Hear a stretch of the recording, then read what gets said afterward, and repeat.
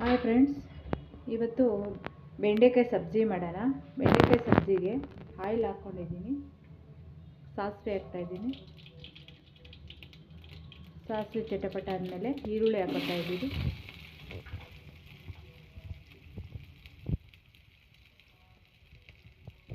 ಸ್ವಲ್ಪ ಕಡಲೆಬೇಳೆ ಉದ್ದಿನಬೇಳೆ ಹಾಕ್ಕೊತಾ ಇದ್ದೀನಿ.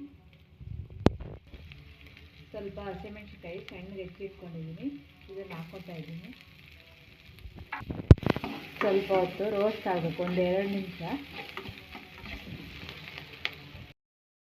ಈಗ ಬೆಂಡೆಕಾಯಿ ಈ ಥರ ಹೋಳು ಮಾಡಿಕೊಂಡು ಪೀಸ್ ಮಾಡಿ ಇಟ್ಕೊಂಡಿದ್ದೀನಿ.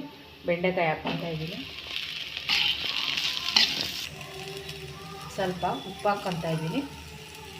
ಈಗ 1-2 ನಿಮಿಷ ಲೋ ಫ್ಲೇಮಲ್ಲಿ ರೋಸ್ಟ್ ಮಾಡ್ಕೋಬೇಕು. ಈಗ ಬೆಂಡೆಕಾಯಿ ಎಲ್ಲ ರೋಸ್ಟ್ ಆಗಿದೆ. ಬೇಯಿಸಿಟ್ಕೊಂಡಿರೋ ಆಲೂಗೆಡ್ಡೆ ಹಾಕ್ಕೊತಾ ಇದ್ದೀನಿ. ಒಂದು ಅರ್ಧ ಗ್ಲಾಸು ನೀರು ಹಾಕ್ಕೋಬೇಕು. ನೀರು ಹಾಕ್ಕೊಂಡು ಎಲ್ಲ ಮಿಕ್ಸ್ ಮಾಡ್ಕೋಬೇಕು.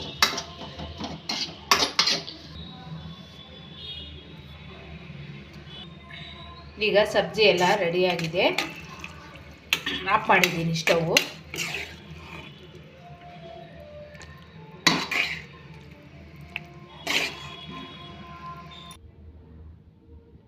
ಫ್ರೆಂಡ್ಸ್, ಬೆಂಡೆಕಾಯಿ ಸಬ್ಜಿ ರೆಡಿಯಾಗಿದೆ. ಶೇರ್ ಮಾಡಿ, ಸಬ್ಸ್ಕ್ರೈಬ್ ಮಾಡಿ, ಲೈಕ್ ಮಾಡಿ ಫ್ರೆಂಡ್ಸ್.